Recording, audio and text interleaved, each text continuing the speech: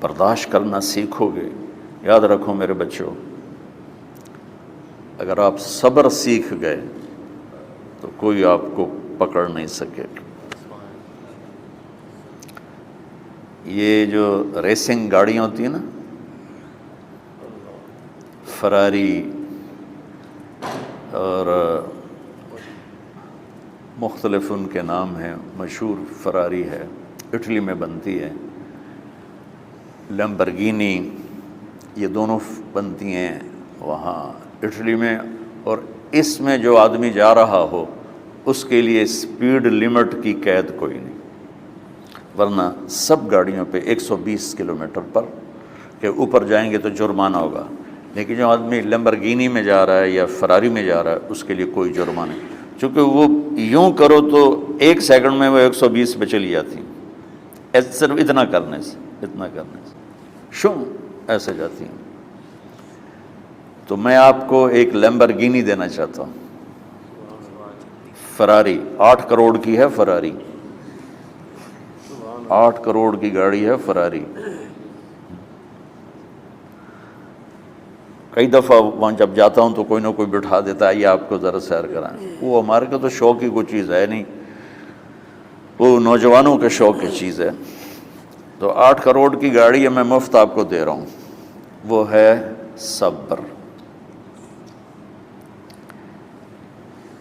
آخرت کے سفر میں اگر تیز چلنا چاہتے ہو، سب سے آگے نکلنا چاہتے ہو، تو صبر کی فراری پہ سوار ہو جاؤ، تمہیں کوئی پکڑ نہیں سکے گا، تمہارے کوئی قریب بھی نہیں آ سکے گا،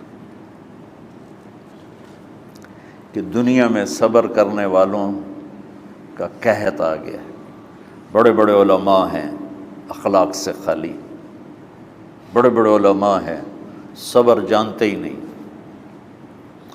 اور پورا معاشرہ سر علماء، تم کل کے علماء ہو اس لیے علماء کی بات کر رہا ہوں، ورنہ پورا معاشرہ میرے بچوں صبر سے خالی ہے۔ تم سیکھو۔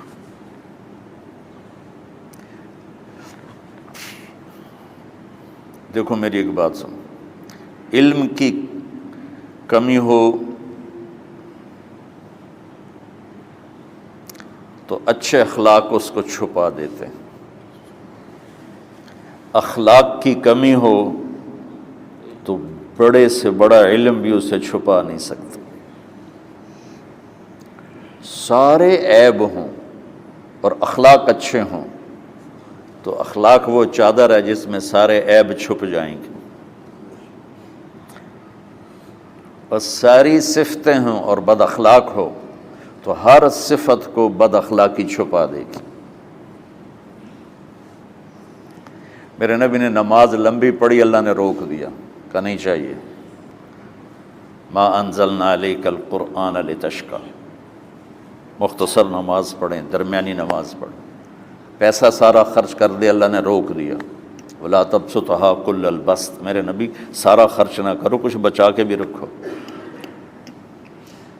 تبلیغ میں اپنی جان کھپائی، اللہ نے اس سے بھی روک دیا، فلا تذهب نفسک علیہم حسرات، تبلیغ کرو خود نہ مر جاؤ۔ تبلیغ کتنا بڑا عمل ہے، اللہ نے کہا اعتدال سے۔ نماز کتنا بڑا عمل ہے، اللہ نے کہا درمیانہ ہاتھ رکھو۔ مال خرچ کرنا کتنا بڑا عمل ہے، اللہ نے کہا درمیانہ ہاتھ رکھو۔ جب میرے نے میں نے اخلاق میں بلند پرواز دکھائی تو اللہ نے کہا شاباش انک لعلی خلق عظیم، میرا نبی میں آپ کو شاباش دیتا ہوں، آپ کے اخلاق بڑے عالی شان ہیں۔ یہ نہیں کہا کہ اتنے بھی ذرا تھوڑا اکھ بھی کھائی کر، کوئی کوڑا ہویا کر۔ تو تم مولوی بڑے غسیلے ہوتے ہو، تم میرے بچے بیٹھو نا اس لیے بات کر رہا ہوں۔ صبر نام کی شے ہی نہیں ہوتی۔ فقہ پڑھنا تو ہماری مت ماری جاتی۔ قرآن کو بھی فقہ کے انداز میں پڑھتے ہیں، حدیث کو بھی فقہ کے انداز میں پڑھتے ہیں۔ بخاری سے زیادہ امام بخاری پڑھاتے ہیں۔ ترجمۃ الباب پہ اتنا وقت لگا دیتے ہیں کہ حدیث جو اصل چیز ہے اس کی طرف توجہ نہیں جاتی۔ امام بخاری کی کتاب کا مقدمہ کوئی نہیں، تو اس پر جب بخاری شروع ہوتی ہے تو ہفتہ ہفتہ اس پہ سبق چلتا ہے کہ امام بخاری نے مقدمہ کیوں نہیں لکھا، جی میں سارے مل کے یعنی امام صاحب نے تو گلاں کی جان۔ میں اس کا اتنا آسان 1 منٹ میں اس سارے سبق کو ختم کر دیتا ہوں بخاری شریف کے، کہ دیکھو بھائی امام صاحب کا دل نہیں کیا مقدمہ لکھنے کو، اس لیے انہوں نے نہیں لکھا، گل مک۔ ایک حدیث کے عنوان اور حدیث میں جوڑ نہیں تھا، تو شیخ رمزی بہت بڑے فاضل آدمی ہمارے فیصل آباد، میں نے کہا شیخ یہ جوڑ کوئی نہیں، کہا شیخ ھذا من اصعب ابواب البخاری، یہ بخاری شریف کے مشکل ترین ابواب میں سے۔ میں نے کہا تو بڑا آسان کام ہے، امام بخاری بھول گئے، ترجمہ کوئی اور تھا، حدیث کوئی اور لکھ دی، بھول گئے، بشر ہی تو ہیں، کیوں بچوں نے مصیبت پان دیا۔ تو بچوں شوق سے جاؤ، بہانے نہ کرو، ہماری ذرا تھوک ڈال کے پیٹوں میں درد، وہ شامہ پہ جاؤں گیا پھر توڑیاں، ٹھیک ہے نا۔ میں زیادہ بول نہیں سکتا ہوں، ضروری سمجھ کے آیا تھا کہ تم خوشی سے جاؤ۔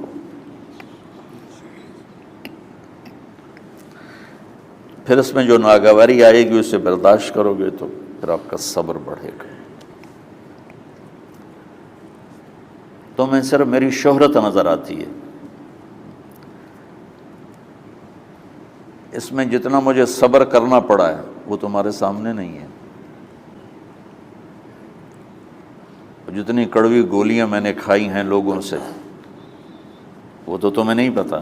اب تمہیں اتنا نظر آتا ہے کہ واہ واہ ہو رہی ہے آگے پیچھے لوگ، میرے اللہ کا کرم ہے، میری کیا اوقات، آج ہوں کل مر جاؤں گا، اولاد کو بھی یاد نہیں رہے گا کہ طارق جمیل کون تھا۔ جو ہے اس میرے رب کا کرم ہے، مجھے اپنی شہرت سے کبھی دھوکہ نہیں لگا۔ تو میرے بچوں اس لیے بتا رہا ہوں، کوئی فخر نہیں، کہ مجھے اپنی شہرت سے کوئی دھوکہ نہیں، ایک لمحے کے لیے بھی مجھے دھوکہ نہیں۔ میرے دل کی گہرائیوں یہ بات اتری کہ سب میرے اللہ کا فضل ہے، اور برائی کرنے والا اور اچھائی کرنے والا میری نظر میں برابر ہو گیا ہے۔ برابر ہونے کا مطلب پہلے سمجھو، تو مجھے گالی دو گے مجھے تکلیف ہوگی، تو میری تعریف کرو گے مجھے خوشی ہوگی، اس کو برابری نہیں کہتے، وہ تو ایک طبعی چیز ہے۔ یہ میں نے ہاتھ پہ اپنا ہی ہاتھ مارا تو اس کو درد ہو رہا۔ تو اگر میں مولوی شوکت صاحب سے بدتمیزی سے بات کروں گا تو ان کو تکلیف ہوگی، اور میں ان کی قربانیاں بیان کروں گا۔ یہ ذرا کھڑے ہونا، ادھر ہاتھ دو، یہ اس سارے نقشے کے بانی ہیں، یہ پہلی اینٹ ہے۔ یہ 3000 روپے اس وقت لے رہے تھے 1985 میں 86 میں کراچی،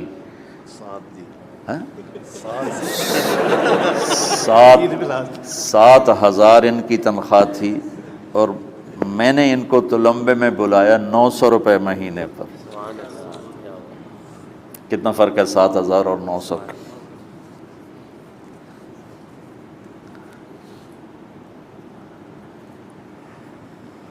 لوگ میری تعریف کرتے ہیں، میں اللہ کا شکر ادا کرتا ہوں، اور اس پہ میں تکبر میں نہیں آتا۔ یہ ہے مدح اور ذم برابر ہو جائے، یعنی تعریف کرنا اور برائی کرنا برابر ہو جانے کا مطلب یہ نہیں ہے کہ برائی سن کے اثر نہیں ہوتا اور تعریف سن کے اثر نہیں ہوتا، نہیں، برابر ہونے کا مطلب بتا رہا ہوں، اس کی توفیق تائید رحمت اپنی اولاد کو بتا رہا ہوں۔ کوئی میری تعریف کرتا ہے میں اللہ کا شکر ادا کرتا ہوں اور اپنے آپ کو بھولتا نہیں ہوں، کوئی میری برائی کرتا ہے تو میرے دل میں اس کے لیے کوئی منفی جذبہ نہیں پیدا ہوتا۔ یہ ہے اچھائی برائی کو برابر کر دینا۔ کہ میرے اوپر مختلف الزام لگتے ہیں تو میں ان کو پی جاتا ہوں، اور اس طرح کا معاملہ کرنے والوں سے اپنے دل کو بالکل صاف رکھتا ہوں، بالکل صاف، اور میرا ان سے معاملہ اسی طرح ہوتا ہے جیسے پھر آؤ جی اپنی وجہ سے کبھی کسی سے قطع تعلق نہیں کرتا۔ تو بچوں، صبر بہت بڑی دولت، یہ تمہاری تبلیغی زندگی میں بھی کام آئے گی، علمی زندگی میں بھی کام آئے گا، جب تم گھر والے بنو گے، شادیاں ہوں گی، اس وقت یہ کام آئے گا۔